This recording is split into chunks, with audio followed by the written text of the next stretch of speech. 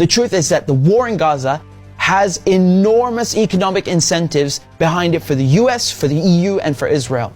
I mentioned some of these in part 1, and I'm going to expand on my analysis in this part 2. See, Israel and the United States have been planning for decades to build what is called the Ben Gurion Canal. This is a rival to the infamous Suez Canal in Egypt. This Ben Gurion Canal will begin at the port city of Eilat and finish right next to, if not directly through, Gaza.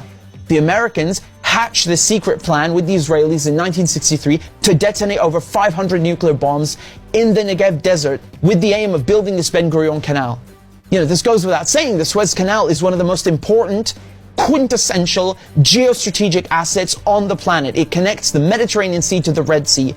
It is so important to global trade that in 1956, Israel, Britain, and France literally attacked Egypt because it dared to nationalize the Suez Canal, its own territory. Let that give you an idea how important this is economically. It's situated at the intersection of 3 continents and 2 bodies of water. It cuts shipping times and shipping costs by so much that today, 12% of global trade, 30% of global container traffic pass through the Suez Canal. This is why Israel are absolutely obliterating Gaza. They want no more Palestinians and no more resistance. Uno scopo, distruggere Gaza. Distruggere questo male assoluto. Egyptian President Sisi was told in the last weeks that if he accepts Israel's plan to take Palestinians from Gaza and put them in the Sinai desert, that Israel will pay for this, and the United States will wipe Egypt's national debt. Look at that. And the third aspect about the River Nile. You see, Ethiopia, which is Egypt's neighbor, built something in 2011 called the Renaissance Dam, which cut water to both Sudan and Egypt. And this is, it's caused a huge argument ever since. Now, Ethiopia has a significant Jewish population. The United States, and specifically Israel, could theoretically lean on Ethiopia, as they have done before, and pressure it not to fill up its reservoirs, which is very good for Egypt, and shall we say would incentivize Egypt to take in people from Gaza. You see, you need to understand this Ben Gurion Canal is the last piece of the puzzle. It will cement the Americans and Israelis' control over the world's most important shipping lane, giving them total control over maritime trade. So follow me down the map. The Red Sea, which would feed into the Ben Gurion Canal, it already has a huge presence of American and Israeli troops. Did you know, for example, that Israel's largest military base is located in the Red Sea on Dahlak Island in Eritrea? This base was hit by Yemen in the last few days in support of Gaza because Yemen is an integral part of the resistance axis. Yemen is located right next to Eritrea in a crucial area. I mean, we're talking about the Gulf of Aden. We're talking about the Bab el-Mandeb Strait. Thousands, tens of thousands of ships pass this area every year, including a large percentage of the world's petroleum vessels. The US have been trying for decades to control this important shipping lane by putting troops right opposite Yemen, in Djibouti and Somalia, and what is called the Horn of Africa. The Americans have tried to control this area by attacking Yemen from the rear, using Saudi Arabia, using other Gulf countries, doing their own drone strikes. This war lasted for over 6 years. It devastated Yemen, and the media barely covered it. Another one of Yemen's important geostrategic assets is the beautiful island of Socotra, which is located, talk about geostrategic. It's located between the Horn of Africa, the Gulf of Aden, the Arabian Sea, and the Indian Ocean. See, the UAE, after normalizing ties with Israel, they helped Israel to put spy bases and establish a military presence on Socotra Island. The importance of this Bab el-Mandeb Strait is that both Iran and China need to use this shipping lane for Iran to export fuel and for China as the world's largest economy and largest trading partner of most countries. There is de facto already an entire Cold War taking place right up the Gulf Coast in the Strait of Hormuz. The tanker war.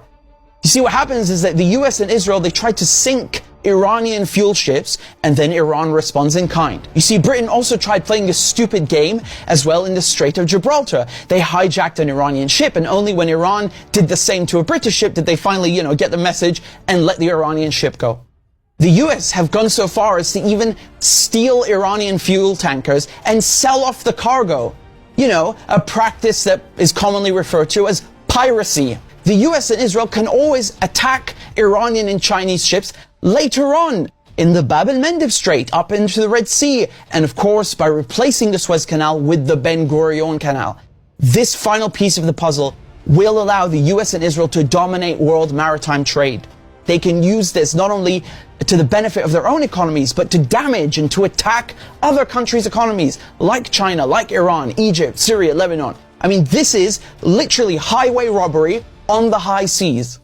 And the Ben Gurion Canal is the key to all of this. You know, Egypt could stop this war in Gaza right now by shutting down the Suez Canal. It is bewildering that they don't do this. If not for Gaza's sake, do it for your own sake. Egypt's economy is going to be leveled if this Ben Gurion Canal is built. It will completely undermine the Suez Canal. Where is Saudi Arabia? Why don't they threaten to cut oil production for 1 week, for 1 bloody day, just to stop this war? Or is there something in it for them, were Gaza to be leveled and replaced with this canal? Where are the Arabs? Where are the Muslims? Look at the European Union. They have nothing in common with each other except geography. They have over 24 languages.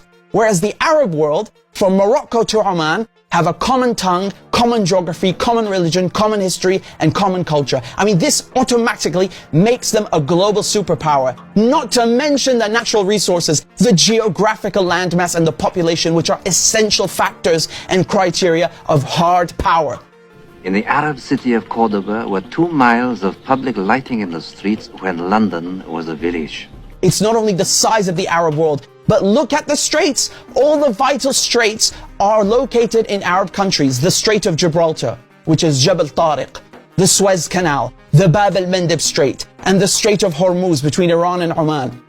European colonial powers understood this a long time ago, how powerful Arab countries could be, and they planted Israel right smack dab in the middle to sow chaos and try to win over these Arab kingdoms, bring them over to their side and make them normalize ties with Israel.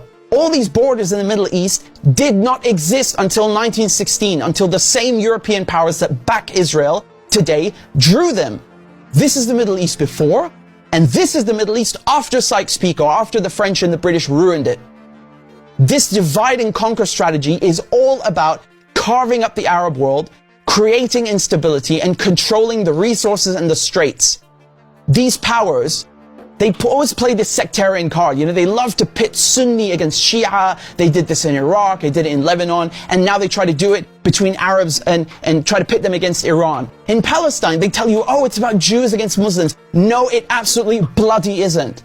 The West are afraid of unity between Arabs themselves and between Arabs and Muslim countries. This war has nothing to do with Hamas.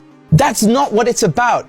You know why people are wondering, how is this mass slaughter of civilians happening? Why the ardent support for Israel from the West? Europe stands with Israel. As we stand steadfast with Israel. The United States stands with Israel.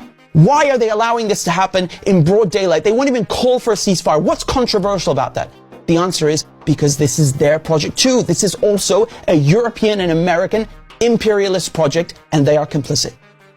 This long-term plan concerns and screws the whole region. It will impact everybody in the Middle East negatively. And that is precisely why the whole resistance axis, Palestine, Yemen, Iran, Iraq, Syria, Lebanon, are all involved in this fight on multiple fronts.